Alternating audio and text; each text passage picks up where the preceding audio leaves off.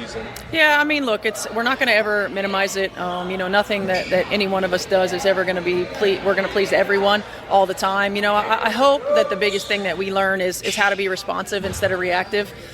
Learn how to be responsive instead of reactive. Responsive instead of reactive. That sounds reasonable until you ask the question at the center of this whole controversy. When your player gets hit hard, what exactly is the head coach supposed to be responding to?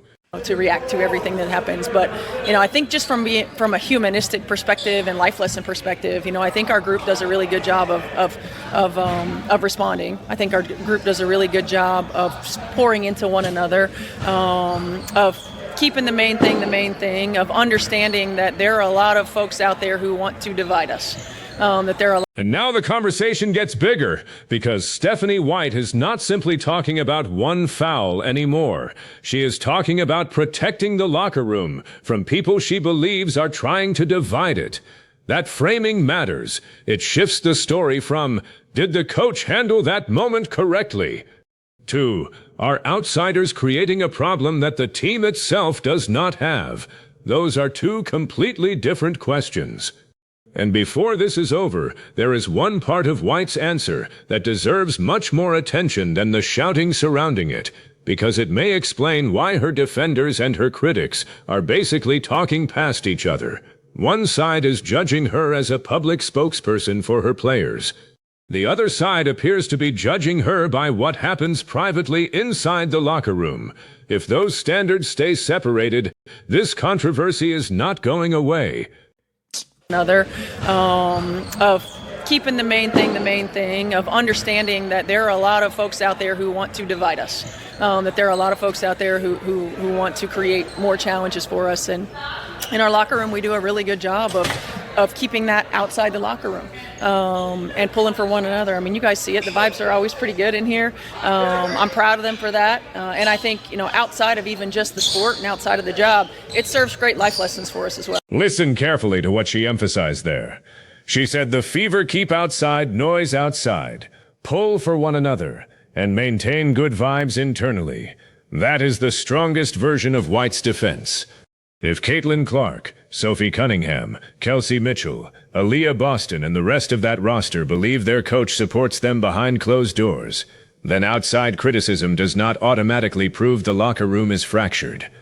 But that still leaves White with a public relations problem, because coaches do not operate only behind closed doors.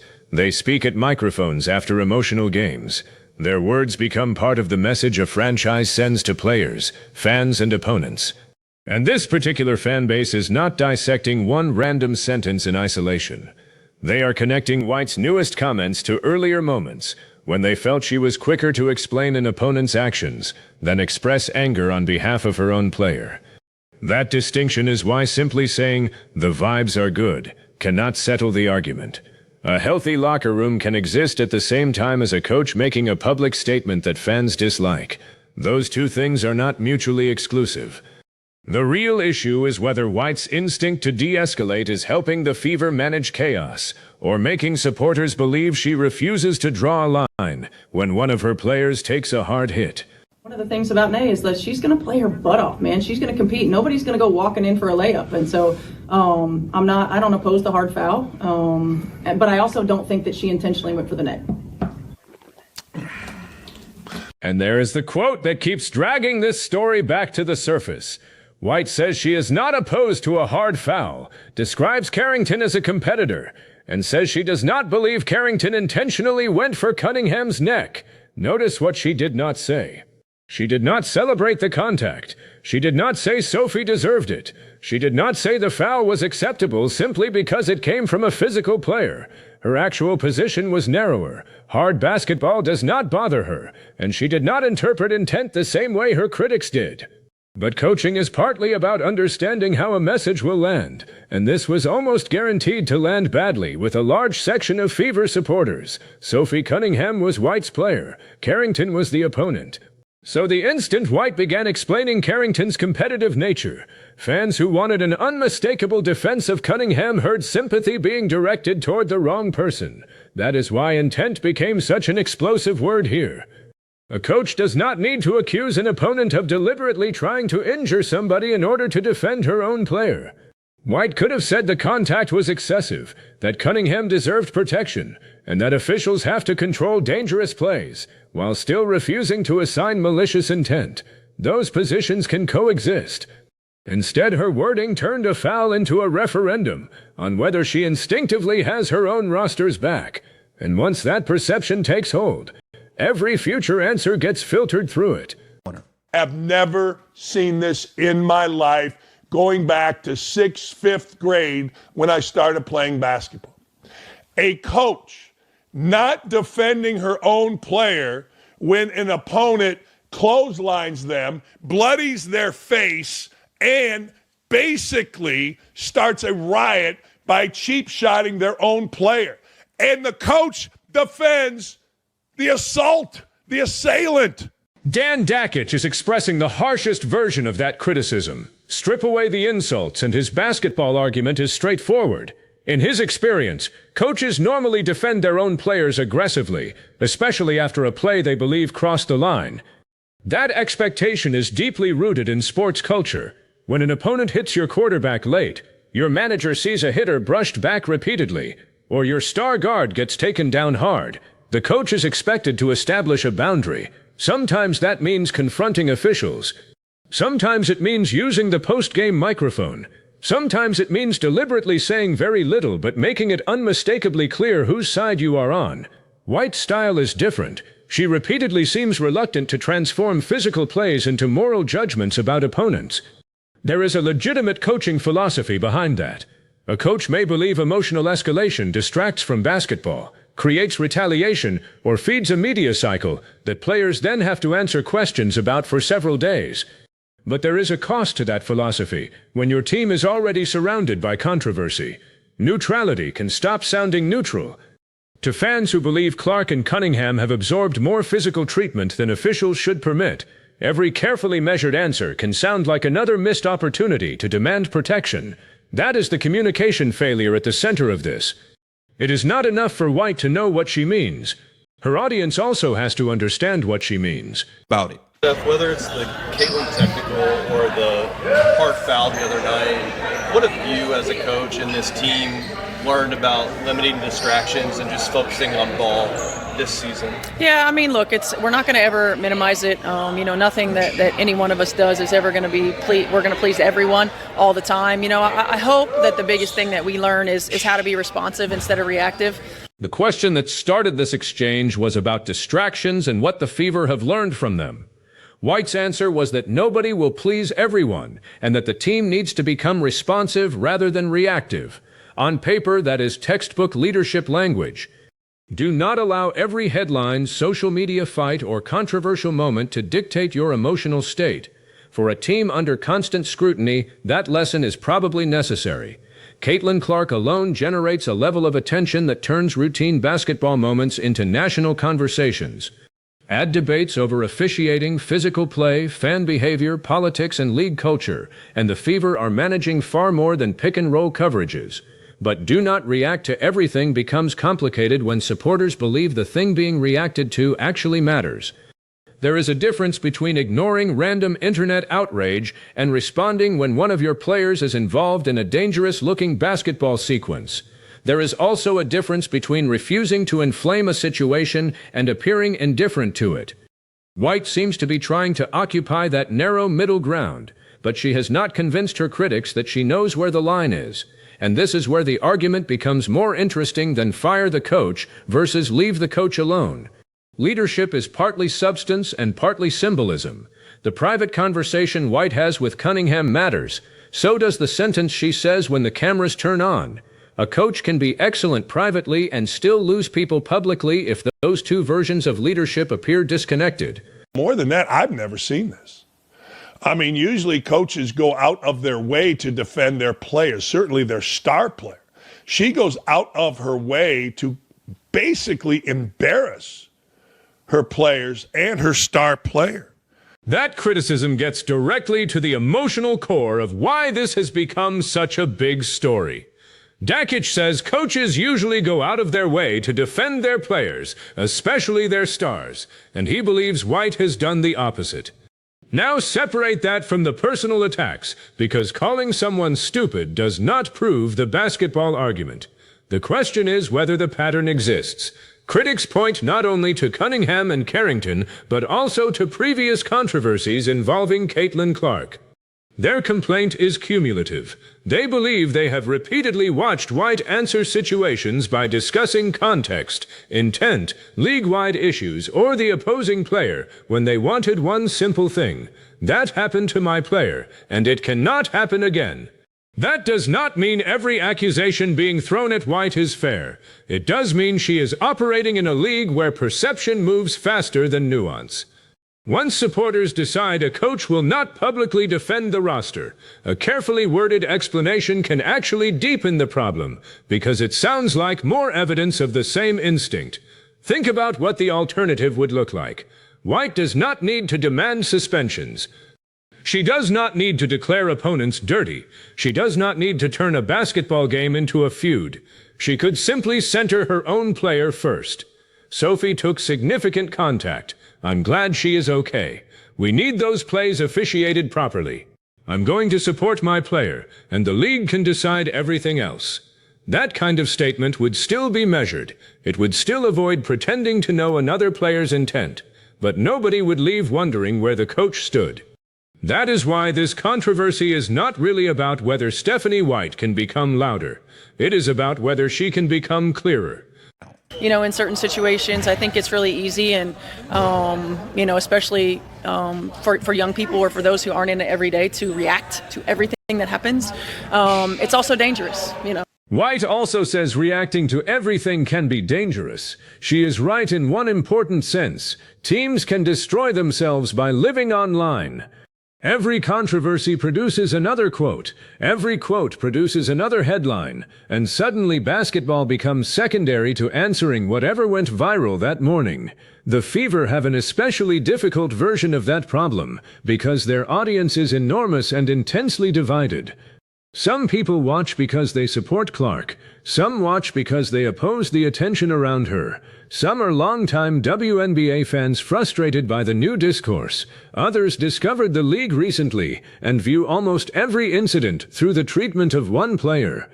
There are political arguments layered over basketball arguments, and media personalities have financial incentives to keep the conflict running. A coach would be reckless to chase every one of those narratives. But there is a huge difference between refusing to chase narratives and failing to control your own message. White cannot decide what somebody posts online. She cannot control how every broadcaster characterizes a foul. She cannot stop critics from demanding her job. What she can control is whether her press conference answers repeatedly create openings for the same criticism. That is the part supporters are reacting to now. They are not merely upset about what an opponent did. They are asking why White keeps finding herself in explanations where she appears to be defending everyone except the person wearing Indiana across the front of the jersey. And whether that interpretation is entirely fair almost becomes secondary once it starts defining the relationship between coach and fan base. Yo, this lady needs to be fired. She's horrible.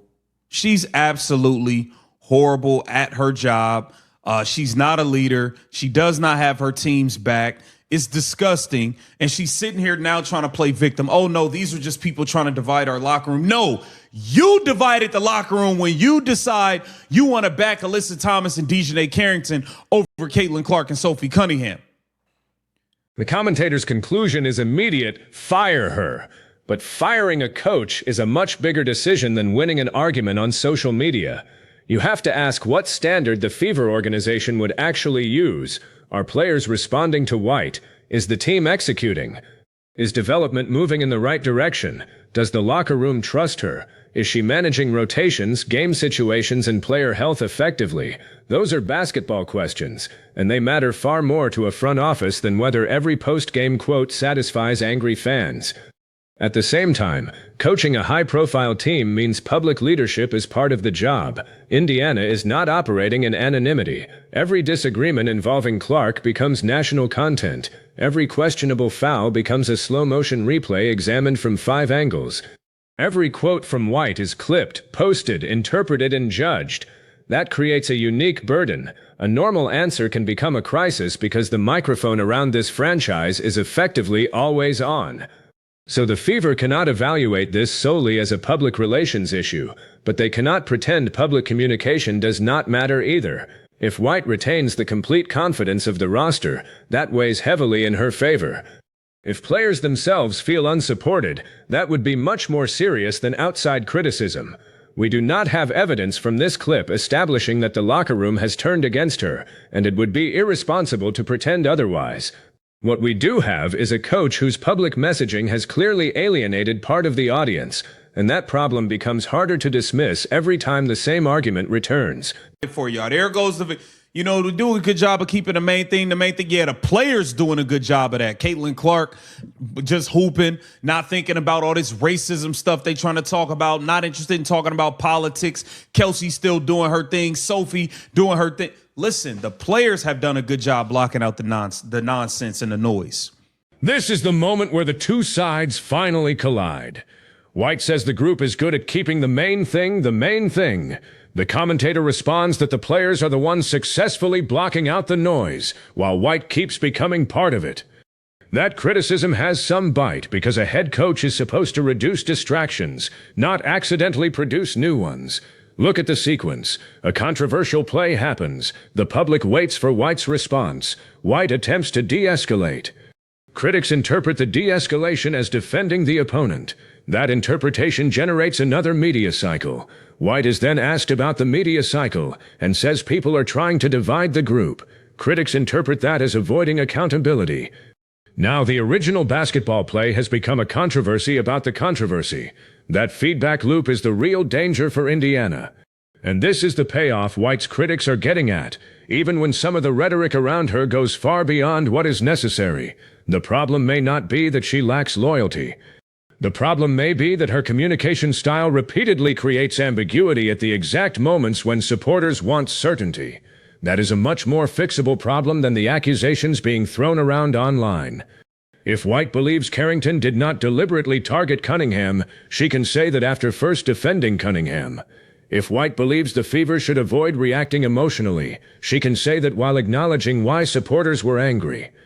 If she believes outsiders exaggerate division, she can make that point without sounding as though every criticism is part of an attack on the team. Those are not contradictions. That is leadership communication. The biggest mistake would be turning every controversy into a choice between total condemnation and total restraint. There is an enormous middle ground where a coach can protect her player, respect an opponent, defer questions of intent to officials, and still sound strong. White needs to own that middle ground instead of allowing everyone else to define her position for her. I don't know. Calling this league as a joke or an embarrassment, it's an understatement. At every level, this is a league played by really stupid players, coached by really stupid people, and run by really stupid people. And when you have those three involved, dominating, being your league, you have no integrity. And that league has absolutely no integrity. That league has no intelligence. That league has no intelligent media. That league has... Dakic takes the conversation much further, attacking not only White, but the league, its players, coaches, leadership, and media. That is where viewers should separate legitimate criticism from pure scorched earth commentary. You can think White handled the Cunningham situation badly without concluding that everyone associated with the WNBA lacks intelligence or integrity. Those are different claims, and evidence for one does not establish the other. In fact, the league's growth in attention is precisely why arguments like this become so intense. More people watching means more scrutiny. More scrutiny means officiating decisions, coaching quotes, and player behavior that might once have stayed inside a smaller basketball conversation now get dissected nationally. That visibility is valuable, but it also means the WNBA and its teams have less room for vague communication. Supporters are listening to every word, and Indiana has an additional challenge because this roster sits at the center of so many different cultural arguments. People project broader fights onto basketball moments. A foul is rarely allowed to remain a foul. A quote is rarely allowed to remain a quote. Everybody wants the play to prove something bigger about the coach, the league, the media, the fan base, or the culture surrounding women's sports. That environment rewards outrage. It does not always reward accuracy. So if you want to criticize White, criticize the thing that can actually be demonstrated from the footage. She publicly characterized Carrington as a hard competitor, said she was not opposed to a hard foul, and said she did not believe there was intentional targeting of Cunningham's neck. Fans can reasonably decide those comments were too generous toward an opponent after their own player absorbed the contact. What the footage does not prove is that White privately dislikes her players, that the locker room is divided, or that every player shares the public's interpretation. Those claims require evidence we do not have here. That distinction matters, because the strongest criticism is usually the one that does not need exaggeration. But we're trying to divide the locker room. Okay. Woman's an idiot. She went out of her way to defend Dejanay Carrington for a foul on her own player. This is how stupid this woman is and how whacked out this league is. And now the question becomes, what happens next? Stephanie White cannot rewind the press conference. She cannot control Dan Dakich. She cannot control commentators calling for her job. She cannot control thousands of fans deciding that one quote confirms everything they already believed about her. She can control the next moment, the next time Caitlin Clark, Sophie Cunningham, Kelsey Mitchell, Aaliyah Boston, or anybody else on Indiana takes a play that crosses the line. White has an opportunity to remove every bit of ambiguity, protect the player first, address the basketball second, discuss intent only if necessary, let the league handle discipline. Do that, and much of this criticism loses oxygen immediately, because beneath all the shouting, supporters are asking for something remarkably basic. They want to feel that the person leading the team will publicly stand beside the people wearing the same uniform. White appears to believe she already does that. She points to a locker room that pulls for one another and refuses to let outsiders divide it. If that is accurate, then her challenge is making the outside version of her leadership match the inside version she describes. And the Fever organization faces a similar choice. If the franchise believes White is the right coach, then it cannot manage this by hoping the controversy disappears. The message needs to become clearer. The team can support physical basketball while demanding player safety. It can respect opponents without sounding indifferent when its own players take excessive contact. It can reject manufactured drama without dismissing every legitimate concern as somebody trying to create division. Those positions fit together. The alternative is allowing every future incident to reopen the exact same wound. And that is how a communication problem eventually becomes an organizational problem. Nothing. He's spot on. No leadership, nothing. Nothing at all. Stephanie White still not taking accountability for not protecting her own players. Get down in the comments. Let me know what you think, man. So forget the insults for a moment and answer the basketball question.